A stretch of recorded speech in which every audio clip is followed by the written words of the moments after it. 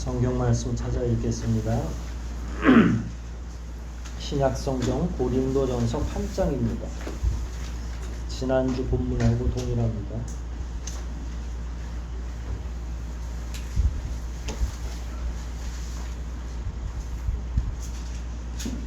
고린도전서 8장 6절 말씀.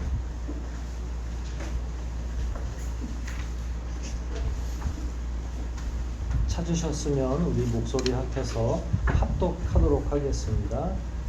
신약 고린도전서 8장 6절입니다. 함께 읽기를 시작합니다. 그러나 우리의 아버지이신 하나님은 한 분뿐이십니다. 그분은 만물을 창조하셨고 우리도 그분을 위해서 존재합니다. 또 우리의 주님도 예수 그리스도 한 분뿐이십니다. 그분을 통해서 만물이 창조되었고 우리도 그분을 통해서 존재하고 있습니다. 아멘. 주보의 사도신경 다시 구분해서 이렇게 나눠드렸죠. 그걸 참고하시면서 들으시면 될 것 같아요. 사도신경의 전체 구조를 놓고 보면 어떤 내용들이 그 안에 담겨 있나요? 표를 보면서 상상하고 말씀하시면 될 것 같아요. 제일 처음에 누구에 대해서 얘기하죠? 붉은 글씨로 성부 하나님, 그 다음에 성자 하나님, 그 다음에 성령 하나님, 그 다음에 거룩한 교회에 대해서, 또 성도의 연합, 또 죄의 사함, 또한 몸의 부활, 그리고 마지막 영원한 생명. 그러니까 우리가 그냥 쭉 읽을 때는 이게 빨리빨리 생각이 안 나고, 사실은 빨리빨리 생각나는 게 더 특별한 은사겠죠. 근데 묵상할 때 이건 하나님에 관한 거구나, 이건 예수 그리스도에 관한 거구나, 이런 내용들을 알고 묵상하고 암송하는 것과 전혀 무방비 상태로 주문처럼 외우는 것은 상당한 차이가 있겠죠. 뜻을 알고 하면 쉽게 이해하게도 되지만 그 문장이 뭘 의미하는지도 훨씬 더 좁혀서 생각을 할 수 있습니다. 나누어드린 표는 바라보시면서 여러분들이 성경책에 넣어놓고 우리가 아침에 예배 드릴 때 사도신경을 외울 때마다 그걸 이렇게 같이 보면서 외우시면 되겠습니다. 보면서 읽는 게 어떨 때는 훨씬 더 우리 뇌에 명확하게 기록되어 남는 걸 저는 압니다. 가끔 저는 동물과 인간의 차이가 뭘까, 예를 들어서 말을 하는 새들이 있죠. 말을 따라하는 새, 구간조나 앵무새 같은 경우 말을 따라하죠.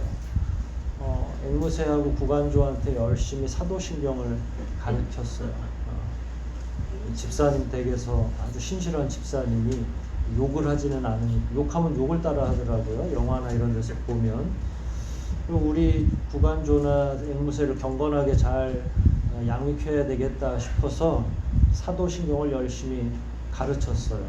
그러면 사도신경 그대로 외울 수 있겠죠. 재능 있는 친구는. 그러면 세상에 이런 일이나 이런 데 나가가지고 아마 출연료도 받고 대단히 재미있는 일이 벌어질 것 같아요. 우리가 외우는 것과 그 새들이, 말을 할 줄 아는 조류들이 외우는 것은 어떤 차이가 있을까요? 사도신경을 외운다 할 때. 인간하고 동물은 다른 점이, 우리는 끊임없이 다른 면을 사유할 수 있다는 게, 생각할 수 있다는 게 특징이죠. 동물들은 훈련에 의해서 전능하사 이러면 전능하사를 따라 할 수는 있겠죠. 그렇지만 전능하사가 뭘 의미하는지는 알기가 어렵죠. 근데 더 인간에게 놀라운 능력이 있어요. 그건 제가 저를 보면서 생각을 해본 거예요. 내가 이걸 외우면서도 더 확장된 생각을 할 수 있을까? 예를 들어서 전능하사 할 때 우리가 눈으로 방금 나눠드린 이 표를 보면 옆에 성부 하나님이 있잖아요. 그러면 눈으로 전능하사 천지를 만드신 하나님 아버지를 내가 믿사오며, 그리고 곁눈질을 하면 누구에 대한 게 딱 나오죠. 근데 이게 충분히 가능하더라고요. 제가 해본 거예요. 다. 그러니까 안 해보고 하면 이게 말이 안 되잖아. 옆으로 견눈질도 가능하고 이게 전능하신 하나님에 대한 거구나 라는 생각도 외우는 순간, 이 기록을 읽는 순간에 동시에 가능하다고요.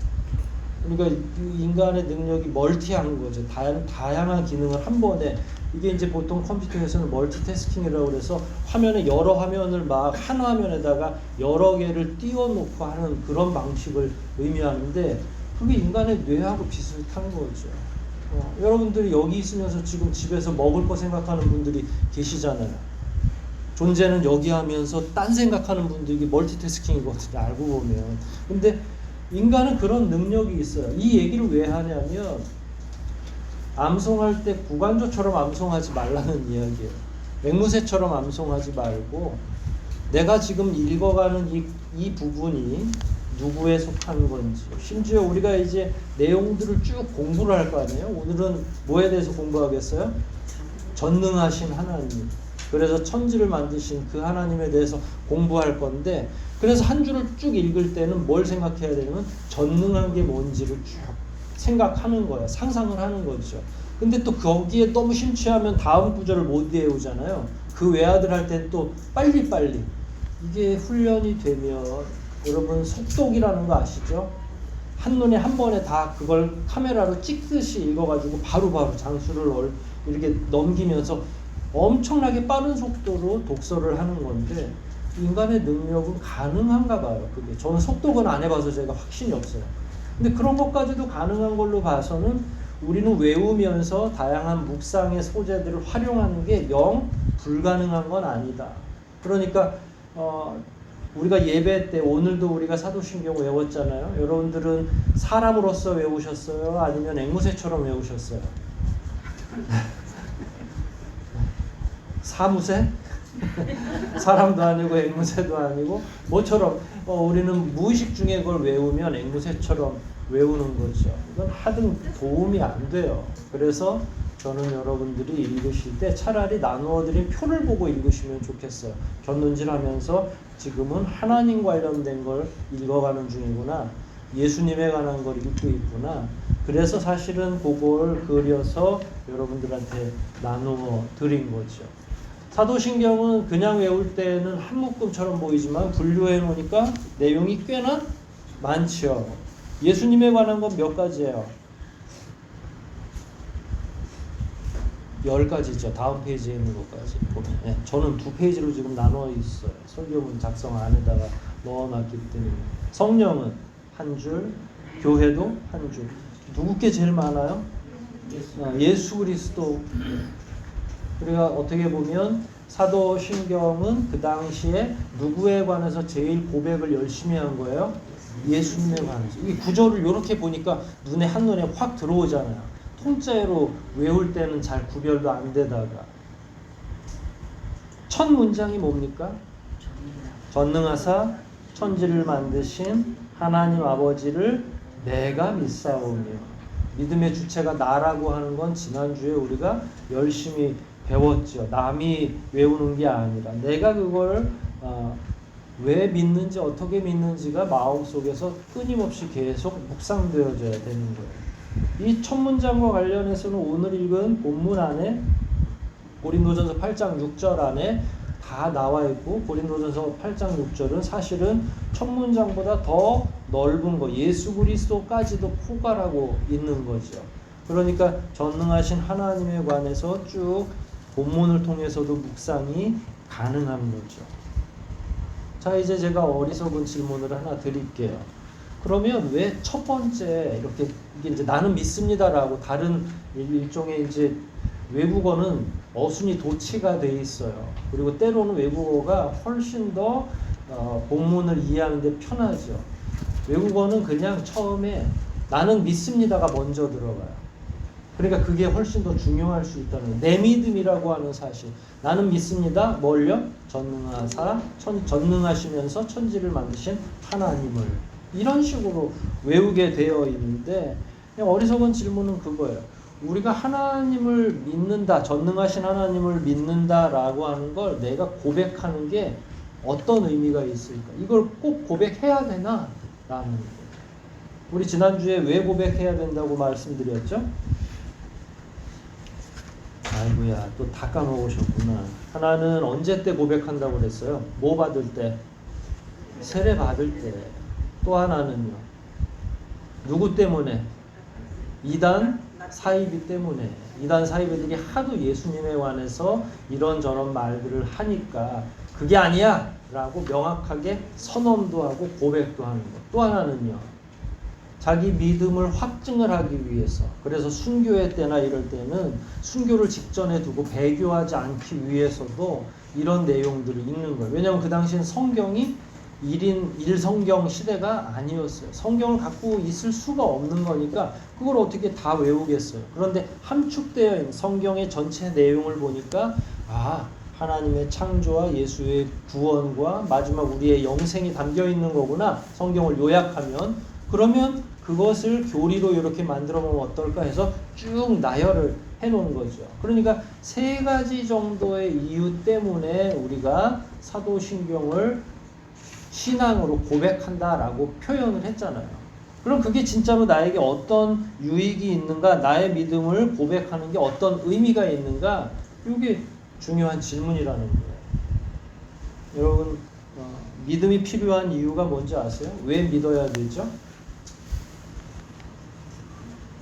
쉬운 거예요. 믿음을 가지면 어디 갈 수 있어요? 구원 때문에 믿는 거예요. 사실은요. 여러분이 믿으려고 하는 이유는 부자 되기 위해서도 아니고 건강을 유지하기 위한 비결도 아니고 병에 안 걸리기 위해서도 아니고 뭔가 관계가 회복되기 위해서도 아니고 물론 그런 이유로 오실 수는 있어요. 처음에.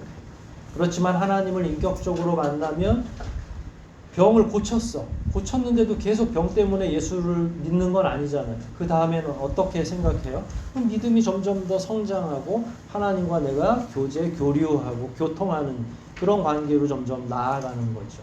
그걸 통칭해서 구원이라고 하는 거예요. 근데 우리는 왜 구원을 받아야 되죠? 뭐가 있어서요? 죄. 써오기는 제가 원죄와 자범죄라고 표현을 했어요. 처음에 우리가 짊어지고 태어난 죄가 있죠.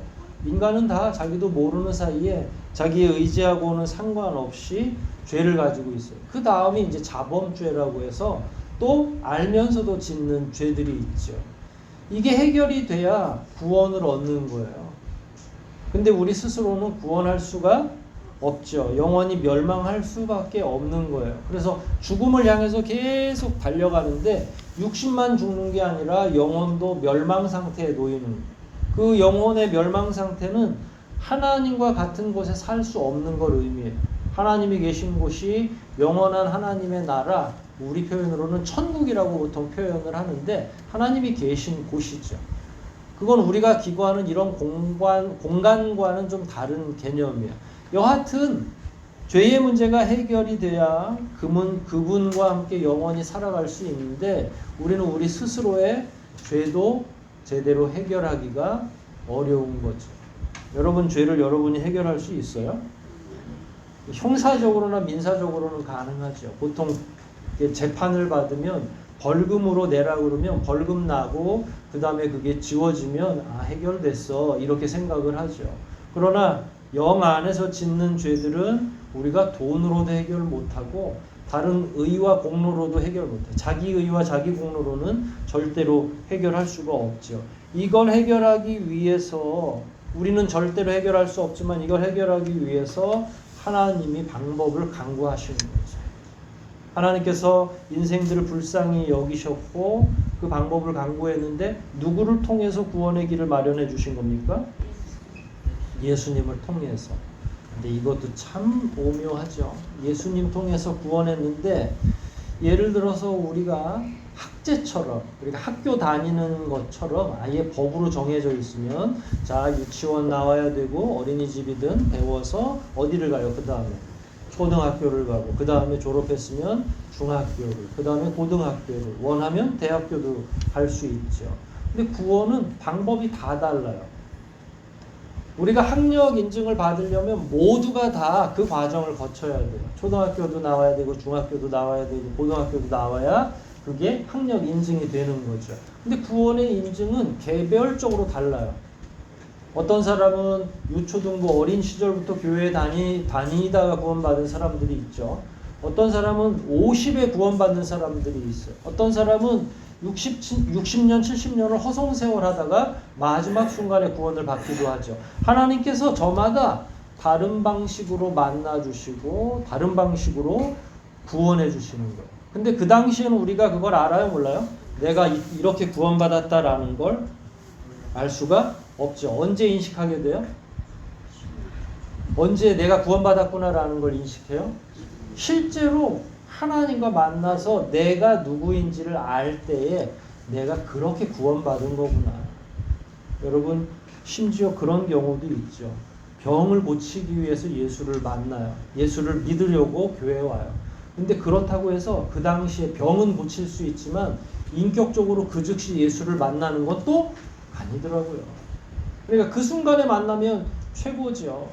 그런데 고치는 건 고치는 거고 내가 그분을 인격적으로 만나서 진짜 믿음 관계 안으로 들어가는 건 또 다른 문제인 거예요.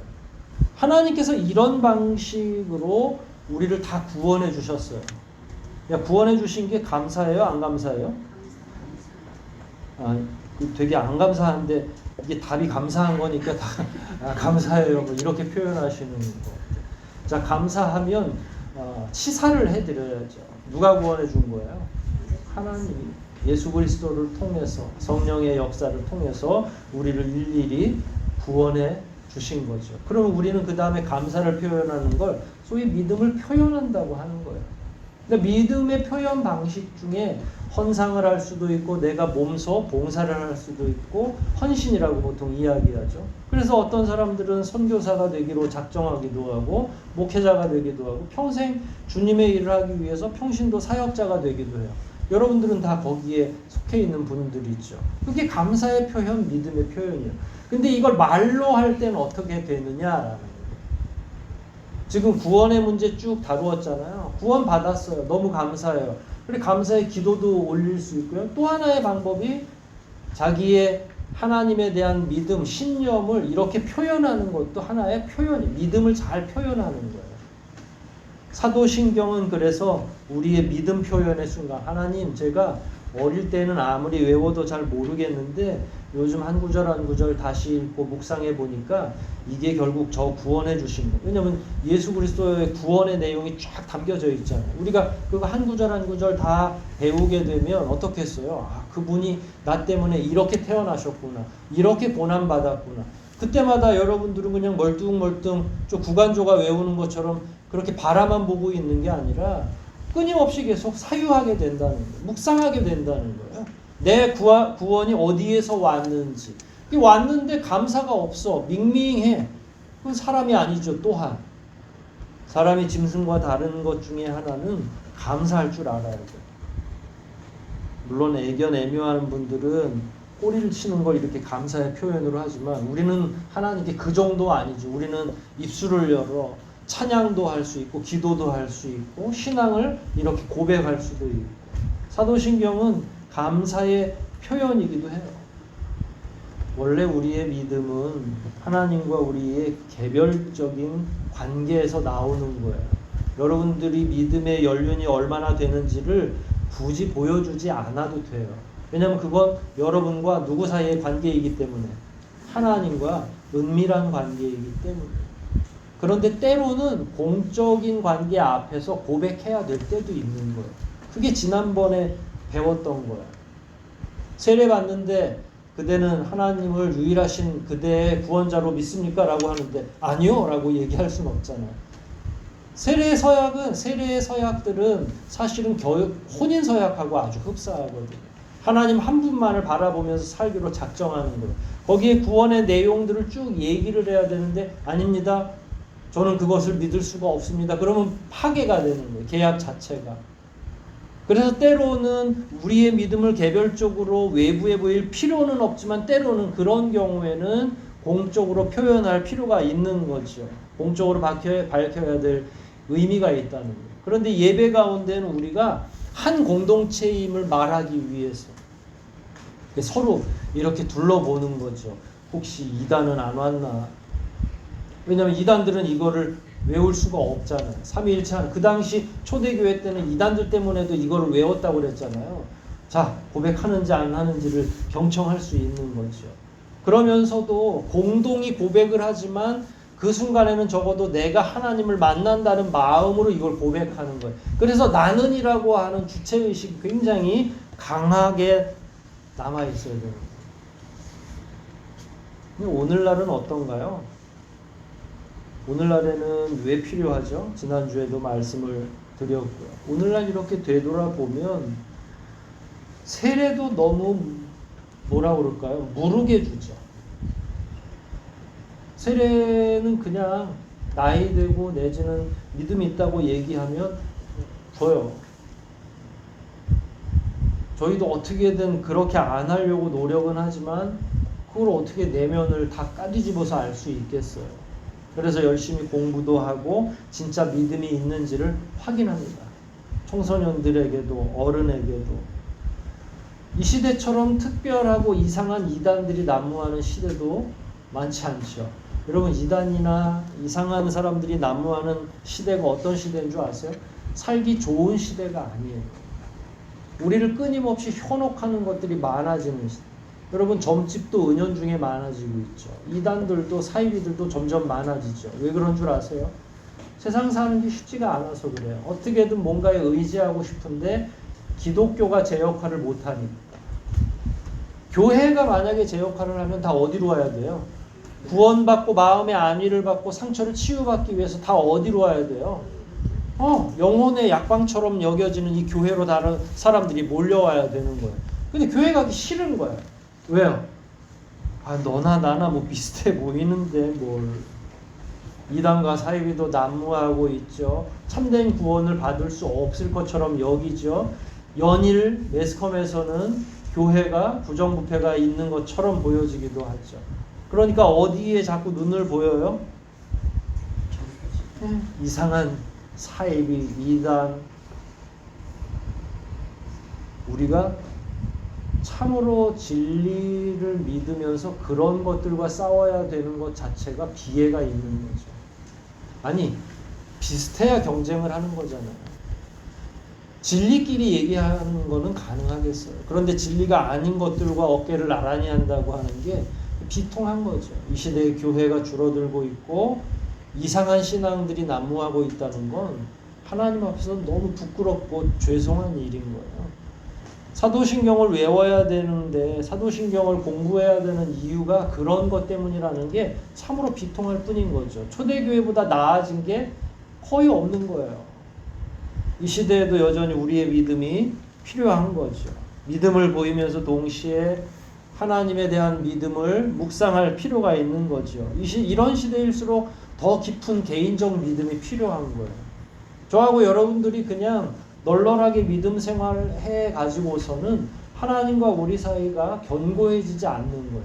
우리 자신을 반추해 보면 알잖아요. 비난하기 위해서가 아니라 누구에게 손가락질하기 위해서가 아니라 그냥 눈 감고 자기 자신을 생각해 보세요. 그래서 내가 이 정도 믿음 생활로 하나님과 나 사이의 관계가 충분하겠다 여겨지면 우리는 잘하고 있는 거예요. 하지만 송구하고 죄송하다면 그건 되돌아봐야 되잖아요. 그러면 다시 믿음 생활을 기초부터 하는 게 제일 빠른 거예요. 2번, 3번 한다고 손해가 아니에요. 오히려 기초가 더 단단해지고 하나님과 우리 사이의 관계가 돈독해질 수 있겠죠. 그런 것들을 무시하는 게 문제인 거지 그런 것들을 더 자주 하고 더 든든하게 하는 게 이상한 게 아니라는 거예요.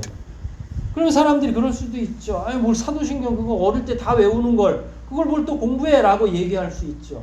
하지만 사람들이 왜 망하는 줄 아세요? 기본이 안 돼서 망하는 거예요. 사실은. 군대 훈련소에 가면 4주 동안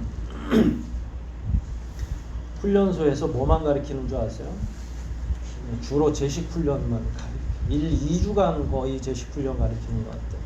4주가 됐든 6주가. 제식훈련이 뭐냐면 차렷, 열중샷, 경례, 앞으로 가, 뒤로 돌아가, 좌로 가, 우로 가, 열맞춰가 이런 게 제식훈련이에요. 근데 그게 얼마를 좌우하는 줄 아세요? 군대 가면 다 줄 서서 가야 돼요. 다 손 맞춰서 가야 돼요. 발 맞춰야 돼요. 제대할 때까지. 그거 엇박자 나고 그러면 불려가서 혼나요. 얼차례 받아도 괜찮아요. 왜냐면 기본이 안 된 군인이니까. 이게 뭐 당나라도 아니고 경례를 이상하고 다 오른손으로 해야 되는데 왼손으로 어이 하듯이 했다가는 그게 군인이겠어요? 안 되는 거죠. 오늘날 그리스도인들이 어떤 형상이냐면 제10훈련 안 받은 군인들하고 약간 비슷한 거예요. 나름 열심히 한다고 해요. 제각각이에요. 교회가 뭘 추구하는지에 대해서도 서로 의논하지 않아요. 공적인 교회가 뭘 향해서 나가야 되는지도 관심 없어요. 그냥 내 믿음 내 거라고만 생각하는 거죠. 그러면 내 믿음을 내가 관리를 잘해야 되는데 관리가 잘 되고 있느냐? 아유, 눈 감고 손 얹고 생각해 보자고요. 우리가 정말로 스스로가 잘하고 있는가라는. 이 시대의 그리스도인이라면 초대교회 그리스도인들만큼 위기에 있는 거예요. 세상에서는 지금 여러분들한테 질문을 안 하잖아요. 왜냐면 이제 포기했어. 예전에는 교회 다닌다, 야 너네 교회 왜 그러니? 라고 얘기라도 했단 말이야. 싸움이라도 했어요. 지금 싸워요 안 싸워요? 안 싸워요. 그냥 너들은 교회는 워낙에 그런 존재들이니까. 여러분, 이렇게 해서는 우리 자신도 구원할 수 없고 다른 이들도 구원받게 할 수가 없죠. 우리가 구원의 통로로 역할을 해야 되는데 그런 역할을 못하는 거예요. 그래서 그냥 기본 또 하는 겁니다. 전능하사. 나이 70이 넘고 80이 돼도 기본이 안 되면 다시 돌아오는 게 필요하죠. 전능하다는 건 뭘 의미합니까? 전능. 이게 에어컨을 끄면 후덥지근해지고 키면 춥고, 무릎 담요는 원래 겨울에 사용하라고 그랬는데 우리 호경 집사님은 지금 환초의처럼 지금 연약한 모습을 보여주고 계세요. 네. 전능하다는 건 뭐예요? 전능 뭐요? 얘기를 하세요. 이게 사전적 정의가 되게 중요해요. 사실은 못 하시는 게 없다. 모든 걸 다 하신다. 그런데 그냥 보통 조금씩 잘하는 게 아니라 하면 완전히 잘하는 거예요. 그 완전함까지 포함돼요. 우리가 대충 잘하는 거는 뭐든지 할 수 있죠. 이 시대에. 예전에 텔레비전의 주인공처럼 맥가이버라는 사람은 어떤 위기에서든지 막 벗어나더라고요. 근데 그걸 전능이라고 하진 않아요. 그냥 다재다능 정도로 표현하죠. 전능이라는 건 딱 한 분에게만 표현되는 거예요. 하나님께만. 전능이라고 하는 건 못하는 게 없다. 모든 것에 능하다. 근데 거기다가 완전까지를 포함한다. 완전하시다라는 거예요. 완전하지 않으면 그건 전능이라고 할 수가 없어요. 근데 전능하사 천지를 만드신 하나님 아버지라고 표현했을 때는 세상에 많은 신이 존재한다고 사람들이 생각하는 걸 염두에 두고 얘기하는 거예요. 그렇다고 기독교인들이 세상에 신이 많다고 표현하는 게 아니라 너희들이 생각할 땐 많은 신이 있지만 진짜 전능하신 신은 누구밖에 없어요? 하나님 한 분밖에는 안 계시다. 그 문장 안에 참 신은 몇 분이에요? 한 분. 그럼 세상에 있는 신들은 가짜예요. 진짜 신이 아닌 거죠. 구원의 문제를 풀 수가 있어야 참 신의 반열에 오르는 건데 아무도 구원의 문제를 풀 수가 없어요. 그리스 로마 신화도 이집트 신화도 신들은 인간보다 조금 나은 능력이 있고 그냥 다 욕망 덩어리들인 거죠. 인간의 욕망을 투영한 신화이기 때문에 그런 거예요. 그들은 신이 아닌 거죠. 남의 종교를 폄하할 생각은 없지만 부처님도 자기 구원하다 간 거예요. 생로병사의 고통을 어떻게 하면 벗어날 수 있을지. 그래서 저는 고민의 지점은 동일하다고 생각해요. 그럴 수 있죠. 우리도 마찬가지예요. 이런 굴레 속에서 어떻게 영원히 살 수 있는 방법을 강구하는 거죠. 근데 깨달아야 되는데 우리가 깨달아서는 도저히 안 된다는 거예요. 아니 1000년에 한 명을 구원할까 말까 하면 그건 참된 구원의 길이 아닌 거잖아요.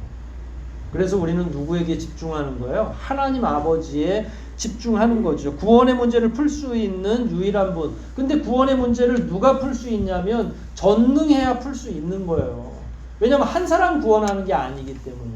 온 인류를 다 구원해야 되는데 힘이 조금만 있으면 안 되잖아요.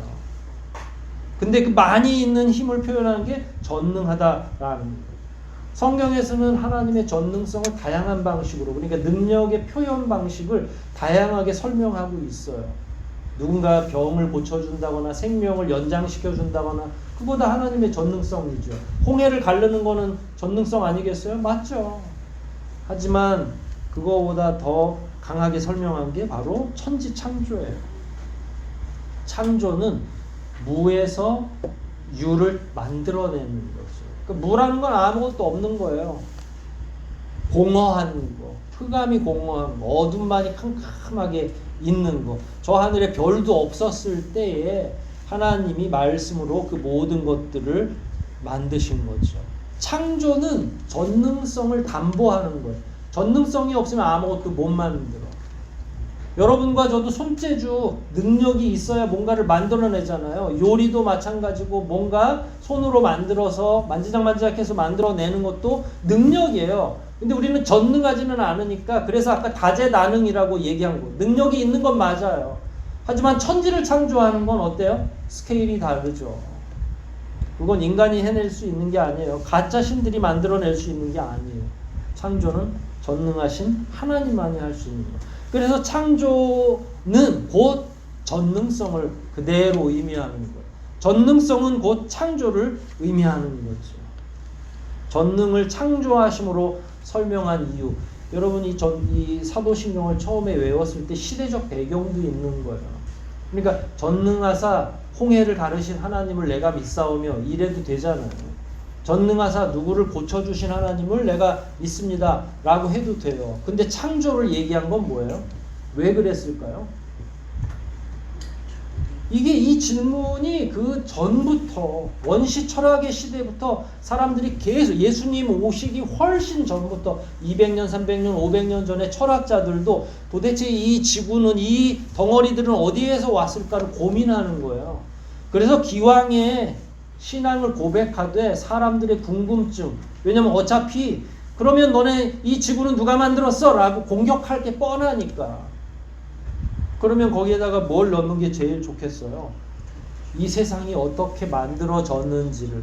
그래서 창세기를 다 읽어주면 좋겠지만, 1, 2, 3장을 다 얘기해주면 좋겠지만 너무 기니까 한 문장으로 딱 요약해서, 얘들아 너희 이 세상이 어떻게 만들어진 줄 알아? 누가 만들었는 줄 알아? 그게 제우스가 만든 게 아니야. 그게 다른 신이 만든 게 아니야. 누가 만들었어요? 하나님이 만드신 거야. 이 사람들의 오래된 질문에 대답하면서 동시에 우리는 그 정도 하나님을 믿고 있어. 그러니까 우리의 믿음의 대상이 저 점집에 점 잘 치는 용한 사람이 아니라 무슨 신이, 뭐 처녀 귀신도 있고 장군 귀신도 있고 갓 신이 올랐다나 어쨌대나 막 써 있어요. 너무나 거짓말인데다가 설사 있다 한들 그게 너무 유한한 거잖아요. 그냥 장군일 뿐이잖아요. 그런데 우리는 누굴 믿어요? 우리는 하나님을 믿는 거죠. 예전 원시 철학이 흥왕하고 있을 때는 자연 발생부터, 이 세상은 그냥 자연이 생겨난 거야. 물과 불과 산소와 이런 것들이 결합해가지고 원시 생명체가 된 거야. 이런 이론도 있어요. 원시 과학자들이 그런 걸 이렇게 제시한 거죠. 아무리 생각해도 이 땅이 어디서 왔는지를 모르니까. 근래 들어서는 빅뱅 이론이 굉장히 합리성을 가지고 있어요. 거대한 폭발에 의해서. 나는 근데 그것도 말이야. 거대한 폭발이 1, 2도로 폭발하는 게 아니거든요. 행성과 행성들이 막 폭발한다고 생각하거든요. 그러면 그 폭발이 100도, 200도도 아닌데 수천 도가 넘는데 그 폭발에 어떤 생명체가 또 살아남을 수 있는지, 그래도 또 그걸 믿는 사람들이 생기니까는 저는 오히려 과학이 더 의심스러운 그런 시대가 되고 있는 거죠. 그 연결고리를 해결을 못하는 거죠. 그런데 정확한 대답이 필요한 거예요. 야, 하나님이 뭘 만들어? 하나님이 어디 있어? 라고 표현하겠죠. 그러나 저는 그렇게 표현합니다. 나는 그 하나님을 믿어. 근데 이게 포문을 열어놓는 거예요. 성경의 전체를 여는 게 창세기 1장이거든요. 태초에 하나님이 천지를 창조하신. 사도신경의 첫 문은 뭐예요? 전능하사 천지를 만드신. 똑같은 거죠. 뭐든지 첫 번째 말하는 게 굉장히 임팩트가 있는 거고 중요하다는 내용이잖아요. 이거를 못 믿으면 나머지는 믿을 수가 없어요. 여러분 다음 구절 한번 보세요. 사도신경 드렸죠. 종이 그 다음번에는 뭘 믿어야 돼요? 예수 그리스도 믿어야 되는데 예수 그리스도의 어떤 면을 믿어요? 성령으로. 자, 거기부터 걸리죠. 천지창조 못 믿잖아요. 성령으로 잉태한 거 믿을 수 있어요, 없어요? 있어요, 없어요? 여러분들 말고. 질문의 의도를 모르시겠어요? 천지창조가 관문 같은데 이걸 안 믿으면 나머지는 믿을래야 믿을 수가 없어요. 천지창조도 안 믿는데 뭔 영원한 생명을 믿어? 불가능하죠. 그러니까 여기서 뭔가 승부를 봐야 돼요. 성경책 창세기 1장 1절을 안 믿으면 나머지 수백 장이 되는 성경을 믿을래야 믿을 수가 없잖아요. 근데 1장 1절이 믿어지면 나머지는 어때요? 그분이 성령을 통해서 예수님을 동정녀로 말미암아 낫게 하셨는데 뭘 그걸 못 믿어. 거기서 믿는 믿음이 시작되는 거예요. 그러니까 첫 번째 구절이 저하고 여러분에게는 믿음의 생명 같은 거죠. 믿어지십니까? 당연히 아멘이라고 하겠죠. 교회 다니는데. 근데 이게 진짜로 내 안에 믿어져야 되는 거예요. 확신해야 되는 거예요. 목에 칼이 들어와도 이걸 고백할 수 있어요. 예전에는 이런 걸로 죽느냐 사느냐 했어요. 오늘날에는 이런 걸로 여러분들이 죽느냐 사느냐는 안 하시잖아요. 하지만 옛날엔 배교와 순교 사이를 오고 갈 때에는 하나님 믿는 거, 예수 그리스도를 구원자로 믿는 거, 이걸로 죽고 살았다니까요. 진짜로. 그리고 오늘날에도 그런 엄중한 마음을 가지고 자기 믿음을 고백할 필요가 있죠. 아마 이런 내용 잘못 얘기하면 나가서 약간 정신 나간 사람들로 오인받을 수 있죠. 이 시대나 예전이나 똑같아요. 사회적으로는. 누가 이런 걸 궁금해나 하겠어요. 하지만 궁금해하지 않기 때문에 영원한 생명을 얻을 수가 없는 거죠. 끊임없이 궁금해하는 것이 우리의 의무인 거예요. 우리의 믿음이 어디로부터 왔는지, 누가 우리의 믿음의 주체가 되시는 건지, 대상이 되는 건지. 자, 이런 믿음이 우리에게 어떤 유익을 주나요? 구원 가져다 준다는 건 첫 번째 유익이고요. 입으로 시인해서 구원에 이를 수 있는 거잖아요. 그러니까 구원을 가져다 줘요. 그런데 그 영원한 거 말고 인생 살아가는 동안에는 어떤 유익이 있어요? 전능하사 천지를 만드신 하나님 아버지를 내가 믿사오며, 요 내용이 인생을 살아갈 때, 지금 월요일부터 시작되는 현실을 믿으면서 뭐가 유익해요? 어떤 게? 여러 가지 대답이 있을 수 있죠. 하나님의 의로운 자녀로 살아간다고 하는 자기인식이 굉장히 유익한 거예요.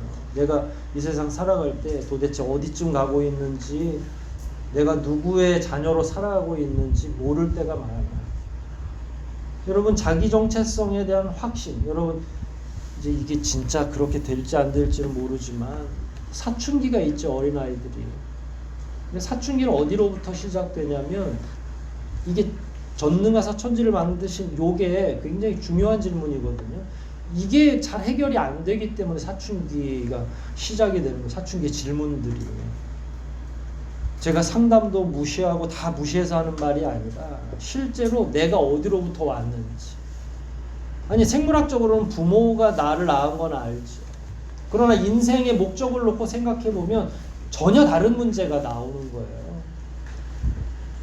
단언하건대 교회 학교에서나 가정에서 이런 내용들이 잘 훈육되고 양육되면 저는 사춘기가 훨씬 더 수월하게 지는, 그리고 근데 이건 교육으로 되는 게 아니라 믿음으로 화답이 돼야 되는 거예요. 어린 자녀로부터. 이걸 왜 믿어야 되는지를 생생하게 설명할 수 있어야 돼요. 교회도 가정의 부모도. 이런 내용들이 진지하게 공부될 때에 자녀들이 적어도 그런, 나는 어디로부터 왔지? 이게 굉장히 뜬금없는 질문이지만 인생에 굉장히 처음 들어가는 질문이고 중요한 질문인데 해결이 안 되는 거예요. 참 이상한 게 교회에서 사도신경을 외우면서도 해결이 안 되는 게 진짜 이상한 거죠. 그건 그만큼 우리가 등한히하고 있다는 거고, 이 내용이 제대로 해결이 되면 믿음이 성장하겠죠. 믿음이 들어서겠죠. 지금 죽어도 내가 영원한 하나님의 나라에 갈 수 있다는 확신이 있습니다 라고 하는 그 확신이 어린 영혼들에게도 충분히 생길 수 있다는 거예요. 근데 뭔 사춘기에 고민을 하겠어요. 무엇을 먹을까 무엇을 입을까가 그 다음 고민이거든요. 애들은 뭔가를 소유하고 싶고 누구를 만나고 싶고 누구랑 교류하고 교통하고 싶고 그 내용이 사실은 이 안에 다 포함되어 있는 거예요. 근데 이걸 우리가 진지하게 어린 영혼들에게 가르치지 못하기 때문에 자꾸 딴 얘기로 가정에서 소모하고 있는 거예요. 끊임없이 왜 전쟁을 하는 거예요? 자녀들하고. 내용 살펴보면 다 먹고 마시고 사는 문제. 아이들의 고민이 허트다는 게 아니라 우리가 그런 부분에서 선제적으로 아이들과 진지하게 대화를 못하는 거죠. 아이들이 관심 없어 하겠죠. 당연히 저 같아도 사도신경을 엄마하고 맨날 공부하고 싶지는 않을 것 같아요. 그럼에도 불구하고 해야 되죠. 왜냐? 이게 믿음의 키고 중요하고 관문이면서 우리의 영원한 생명을 담보하니까. 여러분들은 여러분의 자녀를 구원받게 하고 싶으세요? 안 그러고 싶으세요? 그러면 가르쳐야죠. 당연히. 욕구가 있는데. 공부 잘하게 하려면 뭘 하면 돼요? 과외도 시키고 공부를 열심히 하는 거잖아요. 영원한 생명을 얻게 하려면 뭘 하면 돼요? 영원한 생명에 대한 공부를 하는 거예요. 그래서 학과 공부만 나머지 공부시키고 하는 게 아니라 그래서 여름 성경학교도 하고 하는 거 아니겠습니까? 특별한 과외를 하는 거. 더 집중적으로 믿음에 대해서 구원에 대해서 예수에 대해서 가르치는 거예요. 성경학교를 통해서. 죽었다 깨어나도 아이들은 그 기간을 통해 여러분 저도 그런 경험이 있지만 그때 청소년들이 많이 깨집니다. 성경학교에 와서 수련회 와서 실제로 그래요. 하나님을 진짜 만나고 경험하는 게 그때 감수성이 가장 예민할 때 만나는 거예요. 그러면 이제 사춘기 다 날아가는 거예요. 어린 시절에 이미 하나님을 위해 살기로 작정하는 거죠. 제 자랑이 아니라 제가 고등학교 3학년 때 하나님의 일을 하기로 지금은 참 후회하고 있지만 그땐 철없이 은혜를 받았던 거예요. 뭔 모르는데 고등학교 때 금식기도원에 들어가서 제가 그 다음부터 금식 안 한다고 말씀드렸잖아요. 너무 배고파가지고. 근데 금식기도원을 갔어. 그 자체가 기특하잖아요. 하나님을 만났기 때문에 그러는 거죠. 이런 내용들이 우리 삶 속에서 제일 중요하고 제일 기본적으로 지켜져야 될 거예요. 실제로 어떤 도움이 될까? 저는 그 부분을 생각하면서 다윗의 시편 23편을 묵상했어요. 다윗이 위대하지만 참 다윗처럼 외롭게 산 사람이 없어요. 어린 시절부터. 다윗은 그냥 집안에서도 양치기야.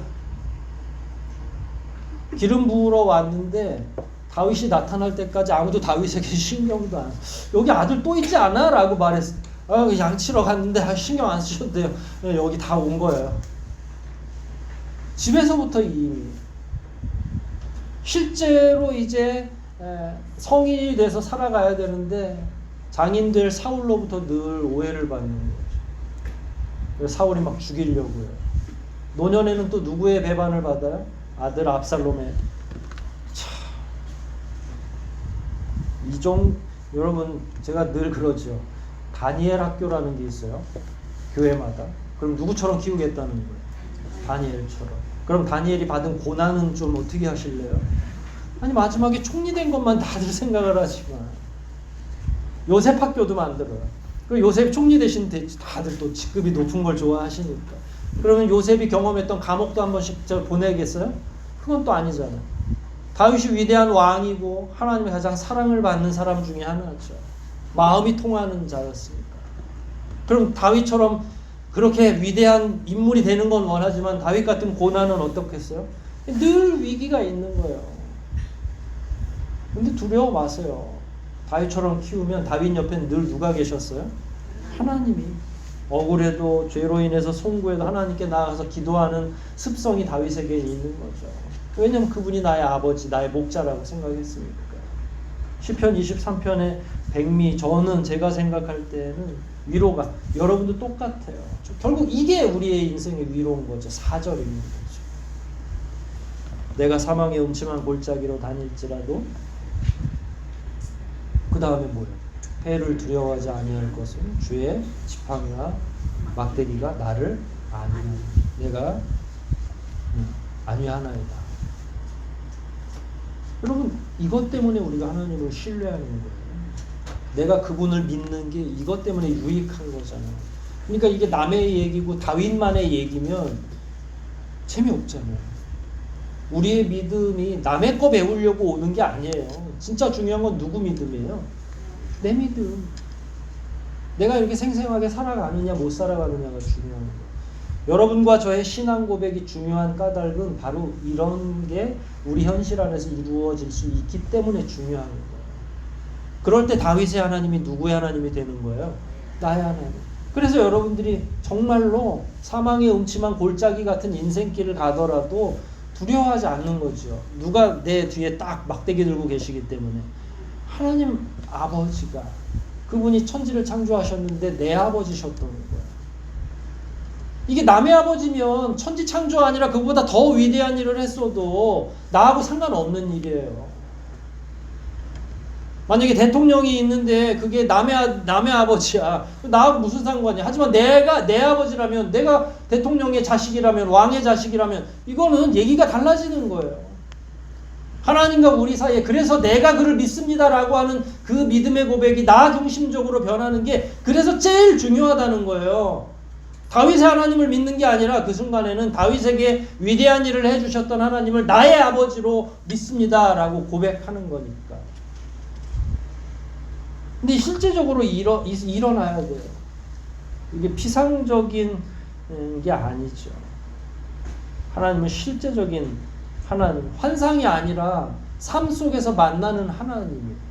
그래서 여러분들의 고백이 헛된 게 아니라 우리도 동일한 은혜를 누릴 수 있다는 확신 가운데 하나님을 나의 하나님으로, 전능하신 나의 아버지로, 그래서 우리 삶의 현장에서 실제로 보호해 주시고 위로해 주시고 채워주시는 분.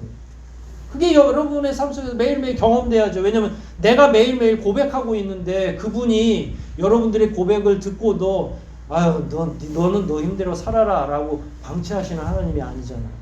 근데 우리가 실제의 삶 속에서 그런 하나님의 간섭하심과 인도하심을 못 느끼는 이유는 뭐냐면, 못 받는 이유는 뭐냐면 관계가 형성이 안 돼 있기 때문입니다.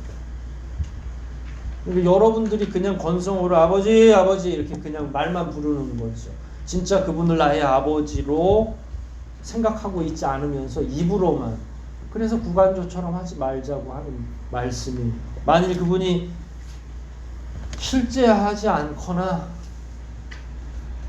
또 우리와 무관한 분이라면 우리는 일용할 양식을 구할 필요도 없고 우리의 삶은 더 황폐해지겠죠. 하지만 그분은 진짜 하나님이시고 실제하는 하나님이시고. 여러분, 제일 중요한 건 문장상으로 완성되어 있는 전능하신 창조주 하나님을 내가 믿습니다, 요걸 암송하는 게 아니라 진짜 중요한 건 만나는 거예요. 그분을. 그래서 저는 이걸 읽으면서 외우면서 하나님을 상상하고 만나고 실제로 그분의 도우심을 받아야 된다고 생각하는 거죠. 그냥 외워서는 말 그대로 효험도 없고 아무것도 없는 거죠. 저는 여러분과 제가 시름 많은 이 세상을 다윗처럼 고비마다 이기고 고비마다 도와주시고 고비마다 넘겨가시기를 원해요. 그 관계로 들어가기 위해서는 이런 믿음이 밑받침이 되는 거죠. 여러분, 더 권면한 게 하나님은 피상적인 분이 아니에요. 하나님은 환상 속에서 만나는 게 아니에요. 이 다음에 천국 가야 만나는 게 아니에요. 이미 하나님은 우리 곁에 와 계시죠. 그래서 우리의 목표는 실제하는 그 하나님과 더불어 사는 것. 하나님 계시죠? 제가 지금 어떻게 생각하고 살아가는지 알고 계시죠? 하나님, 저와 함께 해주세요. 저는 아버지 하나님 때문에 너무 든든해요. 이런 대화가 가능해야 되지 않겠습니까?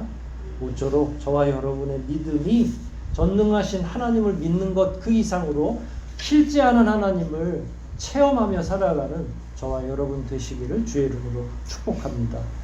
우리 말씀들 생각하면서 한번 기도하십시다. 사도행전 첫머리가 우리에게 왜 중요한지, 이게 결국 우리에게 어떤 점을 가져다 주어야 하는지, 우리는 궁극적으로 무엇을 추구하며 살아가야 되는지, 한 구절, 짧은 구절이지만 이 구절이 내게 실제 생활에서 어떤 능력으로 표현되어야 되는지, 하나님 저를 만나 주십시오. 날마다 일용할 양식을 공급해 주십시오. 날마다 그 전능성을 제가 힘입어 살게 해주십시오. 하나님 저를 만나 주십시오. 다시 한번 우리 통성으로 기도하시겠습니다.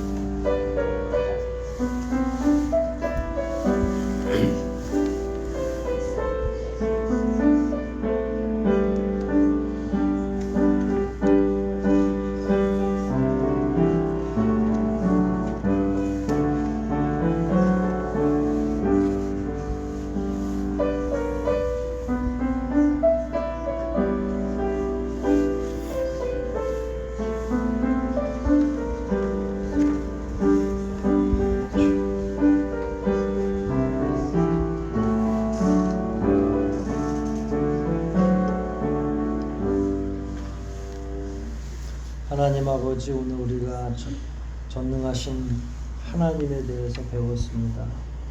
이 지식이 그저 머리에만 남아있는 지식이 되지 않게 도와주시옵소서.